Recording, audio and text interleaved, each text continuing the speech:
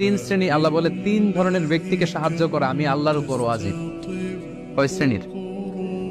এর মধ্যে এক শ্রেণীর হচ্ছে যে বিয়ে করতে চায়, আর নাকি আল্লাযী ইউরিদুল আফাফ, পুত পবিত্র থাকতে, যে চরিত্র বাঁচাতে, যে বিয়ে করতে চায়, টাকা নাই, সমস্যা এটা সেটা, কিন্তু খুব চাচ্ছে বিয়ে করতে। আল্লাহ বলে ওই যুবককে হেল্প করা আমি আল্লাহর জন্য ওয়াজিব হয়ে গিয়েছে।